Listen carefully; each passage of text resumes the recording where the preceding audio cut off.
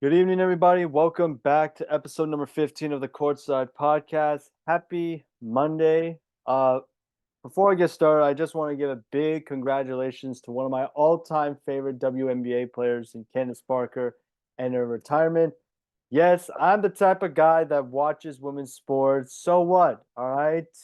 Women's sports is fun to watch. All right. I have friends, multiple friends even, who are playing like a professional sport and they're women. If you don't like that, well, that's too bad. Sucks to be you. A couple things before we get started. One, make sure you hit that subscribe button. Two, turn the post notification bell. And three, like this video and comment down below what is your upset pick or like what is your biggest takeaway from these playoffs. Without further ado, let's hop into today's video. Woo! All right, so we got the Cavs and the Magic game four. This series is actually turning out to be a very interesting series, actually, now that I think about it. The Magic won this game 112 to 89. Uh, right away, you could see that Franz Wagner led the way with 34 points in this game. Like, this game was absolutely uh crazy. You know, my biggest takeaway was the fact that the Cavs scored only 10 points in the third quarter. Like, what? How do you score 10 points? But look, man, I said this series was going to be long. I said this series was going to be long, you know. Sorry if my laptop is lagging. I don't know why it's lagging right now. But right now, let's take a look at the box score from the Cavs and the Magic game four. Hold on, my thing is trying to load up. Um, okay. Oh yeah, I clicked on videos, so let's take a look at the box score. Um, I um, I wish my box score screen could load up right now. But yeah, here we go. So as you can see here, Jared Allen led the way with 21 points. Donovan Mitchell at 18. Garland and Mobley at 14 points. They didn't get a whole lot from the bench per se. But I will say this though, like the Cavs, I have a feeling that this is going to be a 7 game series. I have a feeling this is going to be a 7 game series. Just because I feel like these two teams like are both very interesting teams. Obviously, the Cavs want to win a playoff series without LeBron, and the Magic they're just here because like heck, they did really well this year and a bunch of other things. Peeking at Orlando's side of things, like I said, Franz Wagner led the way with 34 points. Paulo Banchero had 9 points, which I was really surprised about. Jalen Suggs at 12. Jonathan Wendell Carter Jr. had 11 points. The bench for the Magic played very solid. Markel Fultz at 12 points, and Jonathan Isaac with 14 points. This series is going in seven. I have a feeling this series is going to go in seven. Um, yeah, that's my biggest takeaway from the Cavs and the Magic. All right, hopefully my screen loads up.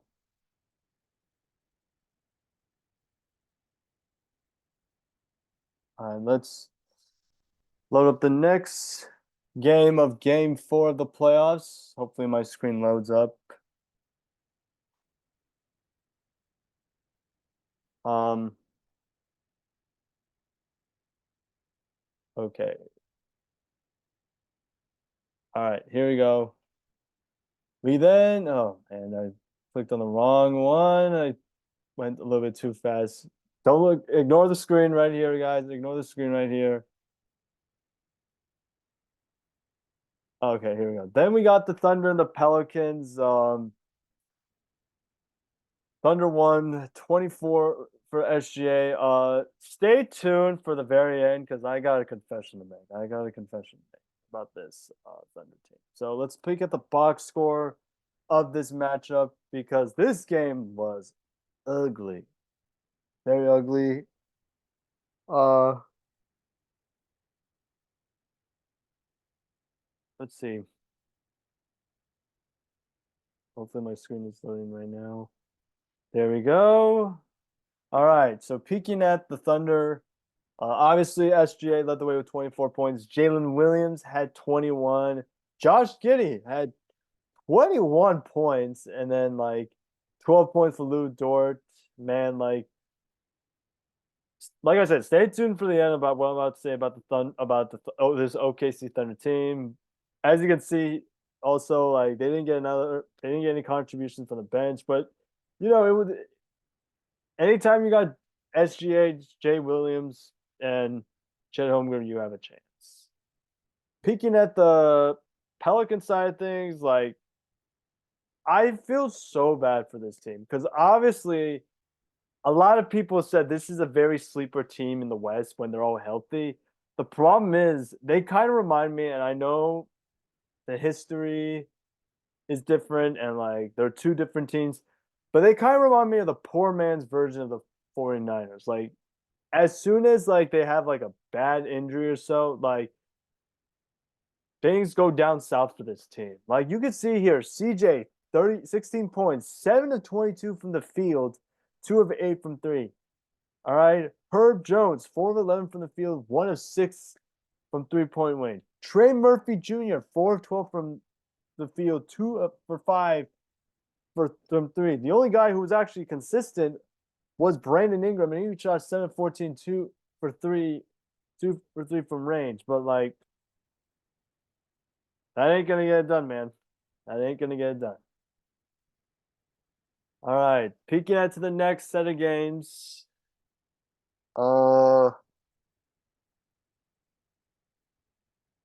We got the Celtics and the Heat. Boston. I mean, what can I say? I'm running out of adjectives to be honest with you to describe about Boston. I said this team was the best team in the league. I still stand by that.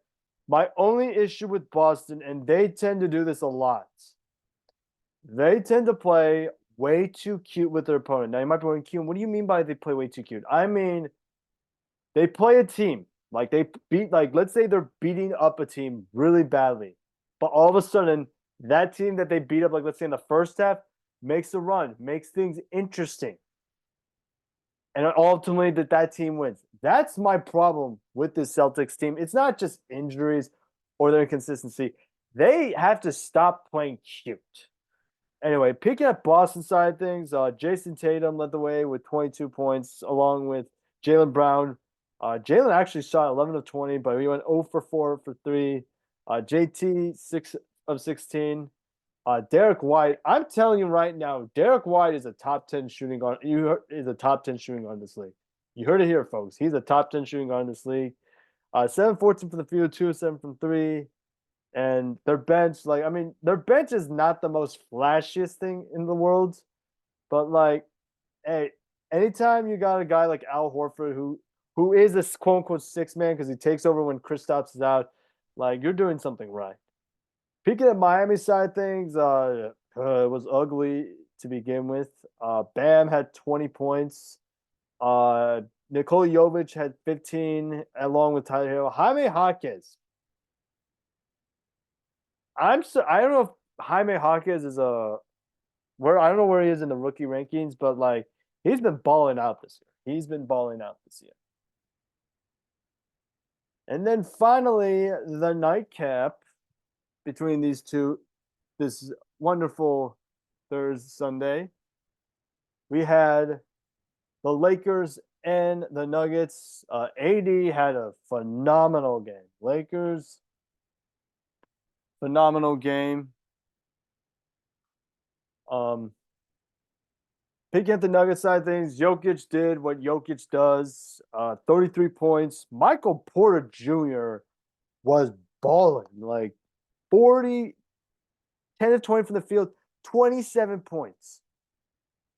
Wow. And then Jamal Murray, as you can see, had 22. I'm surprised Michael Porter Jr. was the only player in the Nuggets who had a positive plus minus, even though they lost. And then Kentavious Caldwell-Pope had 14 points, and their bench, like their bench couldn't do anything. Big at the Lakers side of things, D'Lo had a bounce back game. Braun and AD went crazy. AD played 42 minutes. My God.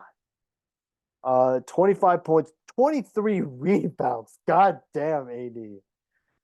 Braun does what Braun does, 30 points. D'Lo and Austin Reeves had 21 points, respectively. Am I surprised that the Lakers won this game? I am very surprised, but like I told this to several people. They were gonna make it competitive, but in the end, the Nuggets, to quote Aaron Rodgers, they owned the Lakers. Plain and simple. All right, peeking at the next set of games. Oh Lord, I don't want to open this tab up. Um,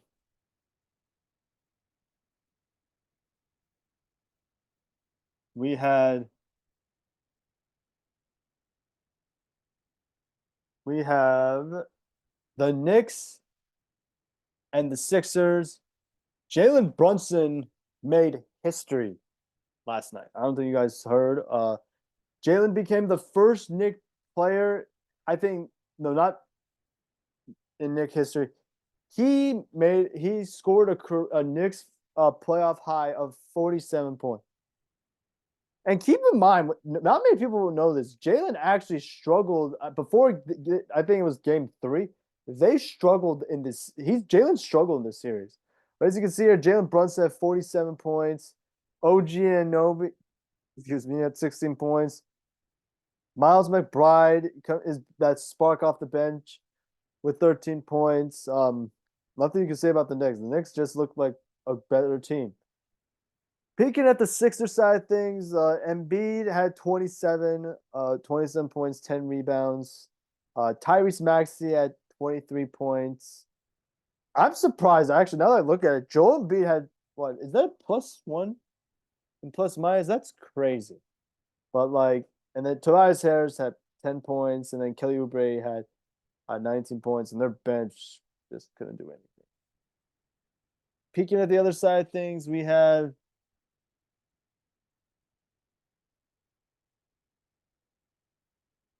I think we have a game that everyone's been talking about. I think it is. No, the Clippers and the Mavs.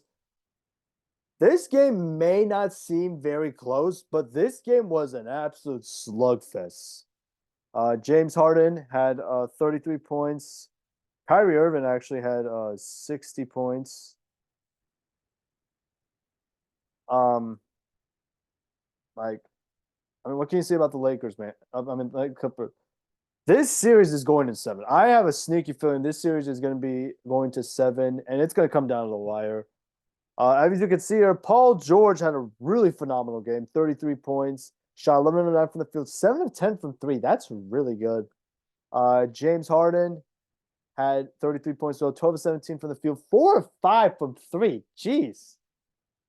And then Terrence Mann had 11 points, and then Norman Powell had 11 points. Like, they couldn't do anything. Being at the Mavs side of things, Kyrie went crazy this time around for the Mavs. 40 points, 14 of 25 from the field, 6 of 12 from 3. Luka had another triple-double, 29 points, 10 rebounds, 10 assists, but he shot 10 of 24 from the field, 1 of 9 from 3. And I'm surprised he had a positive +10, which is crazy to believe. And then PJ Washington had 10 points, and Derek Jones. Sorry. Hey, I've been watching the NFL draft these past couple of days, so cut me some slack here. So yeah, this series is getting very interesting. Peeking at the next side of things, we had the next matchup. We had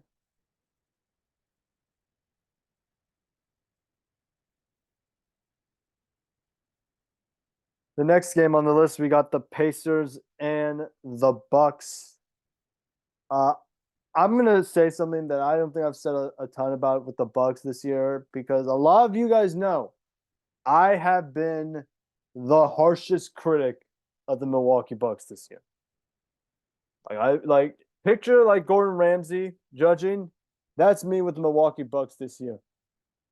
Picture me with the Milwaukee Bucks this season. Okay. They fought hard in this game. No Dame, no Giannis, no Bobby Portis. Like they fought hard in this game. Picking at the Bucks side of things, Brooke Lopez had 27 points. Chris Middleton. Hey, as maybe you guys know, if I had to pick a player that I criticized the most in the Bucks this year, it was Chris Middleton. I said if Chris ever gets hurt or Chris is like the small forward of version before this season, obviously, of Anthony Davis, always hurt, but is a monster when healthy. He balled out, and I'm really proud of Chris. And peeking at the Bucks bench, like they didn't do anything productive. It was mainly just the starters.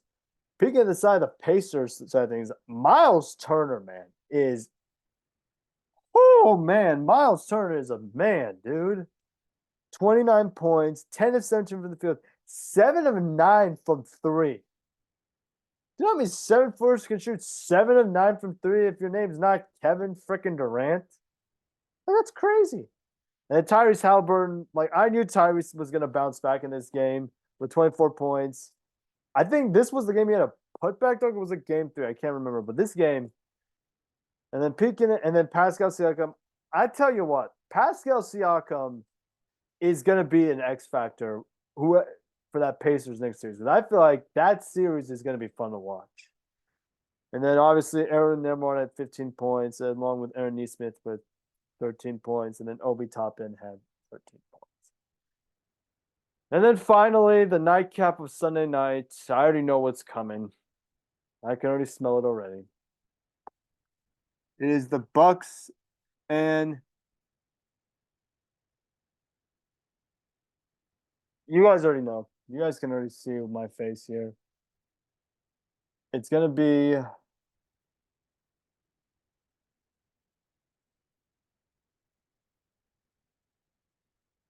I don't know why my ESPN screen is not loading right now.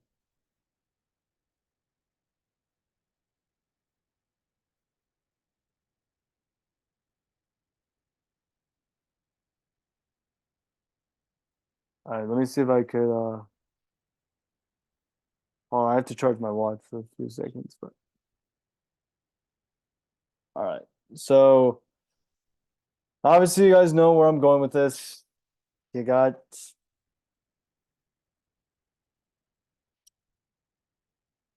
this game. Timberwolves and the Suns, game 4. Um, First of all, I want to say to all the Timberwolves fans, I'm sorry for not giving. I just felt like this series was like the one series that I have full confidence in. Like, if you exclude like maybe Milwaukee and like Indiana, like this series was going to be over. I don't know why my. Here we go. It's working now. Ah, man. We got the Pacers and the Bucks. Yeah, as you can see here, Anthony Edwards balled out of his mind. He had 40 points. Karl-Anthony Towns at 28. Gobert had some foul trouble, but he had 9 points. Jaden McDaniels had 18 points. Mike Conley did not shoot the ball very well, but to quote the Bulls color commentator Stacey Keene say, big time players make big time plays, and he made a big 3, I think, towards the end of the game. And then you see Nas Reed, like it was basically a very like lopsided game. Peeking at the Sun side of things, I mean, I I don't even know where to begin with this. KD had Booker had 49, Durant had 33, Beal had 9 points. There's nothing I can say about it other than the fact that I looked really stupid, and I apologize to everyone who's loves the Minnesota Timberwolves fan or who was pulling for the Timberwolves to win the series. I apologize for that and a bunch of other nonsense. So, I mean, there's nothing they can do. Moving on to the next side of games. The last game, I believe, the last day, we had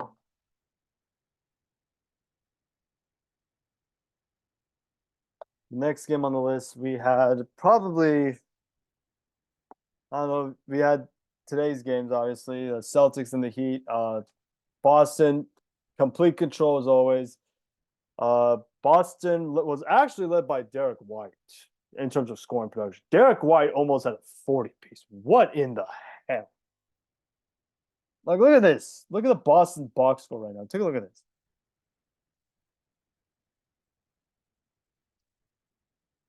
Excuse me. Derek White had 38 points, 15 of 26 from the field, 8 of 15 from three, along with 3 blocks.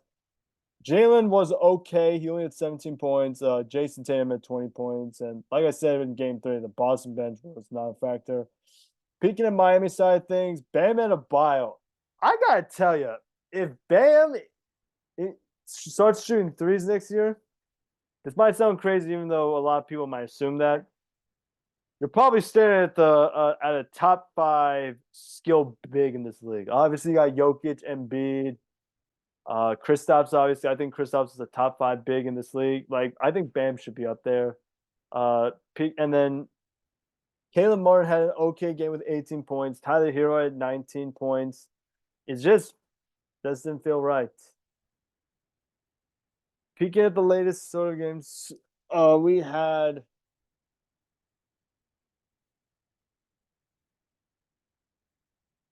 the Thunder and the Pelicans. This game was actually quite competitive towards the end, obviously. The Pelicans made it interesting, but hey, it is what it is. Jalen Williams had 24 points. Shea Gilgeous had 24 points. Josh Giddey had 14. Lou Dort had 11, and Chet Holmgren had a mean 14 piece. But I mean, yeah. Peeking at the Pelican side of things, like this team, I don't know, man. I feel bad for Zion, to be honest with you. If Zion was playing, this series would have been a lot longer than people think it was. You know, CJ had 20, Jonas Valanciunas had 19. Brandon Ingram, how in the hell do you have 8 points? And then you got Herb Jones with a casual 11, and then Nick Marshall with 16 points. There's nothing to say. And then finally, we got the nightcap of the nightcaps, I like to call it. We had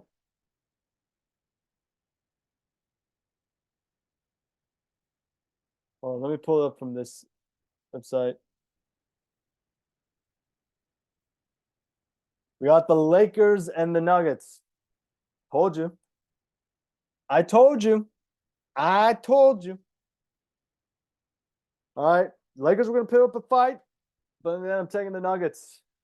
Braun had 30 points. AD had decent 17. D'Lo had 14. I think D'Lo hit a big 3 in the game. I can't remember. Austin Reeves had 19. And the bench for the Lakers, man, was absolutely non-existent. Picking the Nuggets side of things, Michael Porter Jr. has been very underrated in this playoffs, and I am very proud of Michael Porter Jr. Obviously, there's been a lot of like things going on off the court for Michael, but like 26 points, another 20 piece, Michael. My God. And obviously, Jamal Murray hit that big shot in the end. Man, it was fun to see. 32 points for Jamal, and then Jokic had a near triple double, but he had 25 points, 20 rebounds, and 9 rebounds. And like the Lakers, like their bench was kind of non-existent. So, what was your biggest takeaways from this weekend's playoffs? Let me know in the comments section below. All right, so obviously, we're going to be talking in our next segment about the Suns' big 3 and what they need to do moving forward. And it's kind of a very sad topic for me because for those that don't know, I've been pulling for the Suns this year. I said this team was going to be dangerous. This might sound a little bit crazy or like a little bit like insane. I still think this trio can work. Now, financially, they're screwed. All right. Brad has what, 3 more years after his contract? Book has like, I don't know how many Book has. I think Book is like, I forgot how many. I think it's like three along, and then Durant has 3 more. I know financially they're screwed, and I understand that to everyone. I know that. But like, I still think, and I know it sounds really crazy that I'm saying this, I still think this trio can work.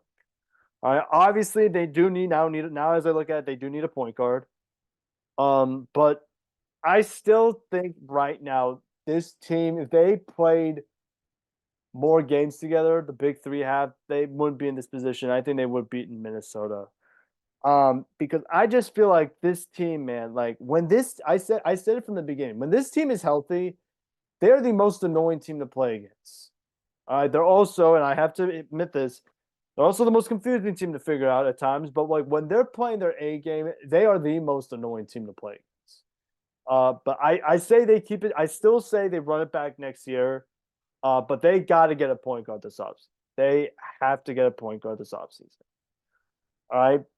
Like I know Beal and Booker can both play the point, but you need a guy like, and I'm not saying he should fit right in, like a guy like Kyle Lowry, who can play make, who can give you like a mean 15. And plus, like, let's be honest here, like I love when Booker played the point guard, but it just Book hasn't played the point guard in like a couple years now, you know? So it just felt really weird seeing him play point guard, you know. But like, look, I really want this team to succeed. All right. I understand a lot of people are like calling them crazy, dissing them, like saying, "Oh man, they're screwed financially." Yeah, I know they're screwed financially. Like this team is not going to work. All right, I still firmly believe that this trio, if they play like 70 games, 70 to 75 games as a trio together next year, I think they'll have a much higher seed. Also, people of Earth, y'all tend to forget that this trio played a lot more games than the Nets' big three. And I know the Nets' big three, unlike the Suns' big three, advanced further, if you would say, into the playoffs. I understand that. But like the Suns' big three, I think they played like 41 games this season. The Suns on the other, the Nets, they only played like what, 14, 15? I can't remember. But like, look, I in conclusion, I think the Suns are going to come back for vengeance. They're going to come for blood. And I think KD, Devin Booker, and Bradley Beal, they're going to remind people who the hell they are. So what do you guys think? What should the Suns do? Should they get a point guard? Should they hire a new coach? And if they do hire a new coach, who should they target? Let me know in the comment section below. All right, so now let's talk about another thing that's elephant in the room, and that is the Kristaps Porzingis injury.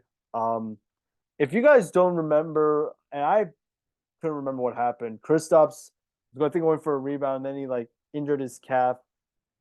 The question that everyone, including the media, including everyone, is asking, how does this impact the Celtics moving forward?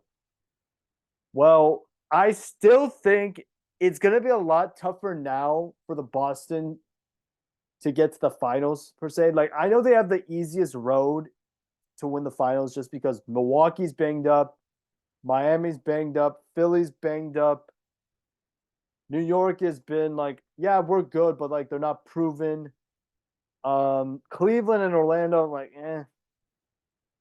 Like, obviously, the Kristaps Porzingis injury is devastating. It is very devastating because you don't want to see anybody getting hurt. But like, they have the reason why they kept Al Horford is because Al is the type of guy that can step in when given the opportunity. And I think he is going to step up. Obviously, we don't know how long he's going to be out, per se. Kristaps Porzingis is going to be out. But I do think, though, like, this is going to, I think with Kristaps out, I still don't know. For those that are asking, do you have any information? I don't know. I know, according to Woj and Shams, he's going to get an MRI, I think, tonight. And then, we'll see how it goes. But to me, this is a very big deal for Boston because he is their difference maker. Because I feel like teams are gonna figure out a way to shut down a guy like Tatum, a guy like Brown, and maybe, and I know he's been like solid this year, a guy like Derek White. That's the reason why I thought they got Kristaps Porzingis because Kristaps can give you 20, 25, 10 a night on a bad day. And on a good day, he could drop like 20. He could drop 30 if it feels like it, you know? So I think it's a big loss for Boston, but I wouldn't be too concerned. I would be concerned on how long he'll be out. But having said that, I think if I'm Boston, I'm beating Miami no matter what in game five. Because if you beat Miami in game five, I think you get a lot more rest to get ready for like a Cleveland and Orlando team. Because I feel like Cleveland and Orlando, let's be honest here, that series is going in seven. What do you guys think about the Kristaps Porzingis injury? Let me know in the comment section below. All right, so let's talk about the Thunder because I know a lot of you guys are like, yeah, where's that confession? To OKC Thunder fans, I'm sorry for disrespecting you guys all season long. I thought you guys were just a very like young and feisty team. You guys were gonna be like the Kings, that squeak in the playoffs but get bounced in the first round. I am sorry. I didn't know SGA was gonna be this good. I didn't know. I also did not know Chet was going to be this good as well, and I did not know Jalen Williams was this good. But having said all that, you played against a banged up Pelicans team, so yeah, you played against a banged up Pelicans team who was without Zion and with a Brandon Ingram that was very inconsistent. All right, but I gotta give credit where credit's due. Congratulations on getting to the second round. Good luck to whoever you place against, whether it's the Clippers or the Mavs. But yeah, good luck to you guys. In terms of your future, I think you guys have a bright future. I think you guys have one of the best futures in the NBA right now, especially with all that draft picks. I do think you guys need to get a center. All right, and hear me out because the reason why I think you guys should get a center or like a guy that's like big and strong to go along with Chet is because I think teams are going to abuse Chet to the maximum level, like the Clippers, the Mavs, the Nuggets, the T-Wolves. They're going to abuse Chet to the maximum level, and that's why I think you guys should get a big that can handle that. That can handle that. Like I think maybe you guys should target like maybe a Clint Capella. Maybe like think about this lineup and let me know in the comment section about how nasty this lineup is. SGA, Josh Giddey, Jalen Williams, Chet Holmgren, Clint Capella.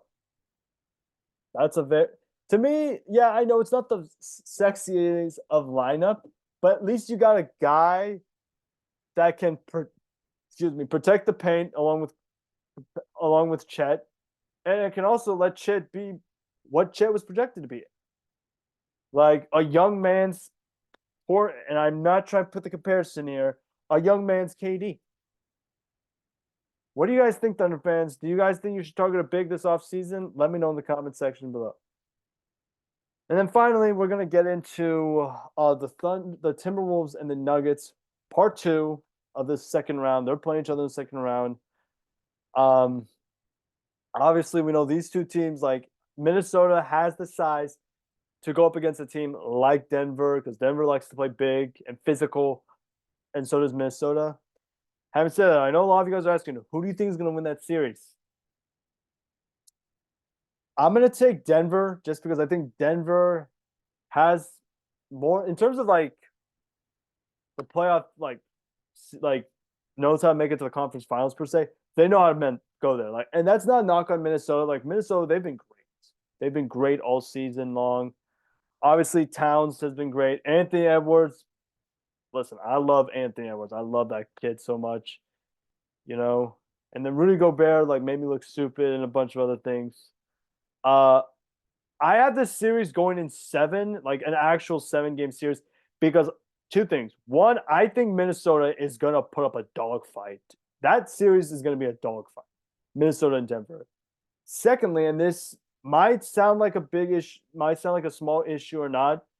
I'm just worried about Jamal's calf. Like, yes, they're going to get plenty of rest before they play Minnesota, but Jamal's calf is my biggest concern with this team because if he's not 100%, maybe I could see Minnesota win this game. Maybe. So, what do you guys think? Who do you think is going to win between the Timberwolves and the Nuggets? Let me know in the comments section below. To wrap things up, we're going to talk about the. I have to look at my phone for this, actually. Sorry for that. I have to look at it. We're going to go over the awards that happened this past weekend. That happened this past weekend. There was a lot of awards that happened. Hold on. Oh yeah, so we're gonna discuss some of the early off-season awards because there were some awards that were handed out early this past week. So we're gonna start with Coach of the Year. Mark Dagnall won it. I can't say I'm surprised. I would have preferred Jamal Mosley just because I think this Thunder team was gonna build off what they did this past year, which when they made the in-season tournament and ride that with Chet along the way.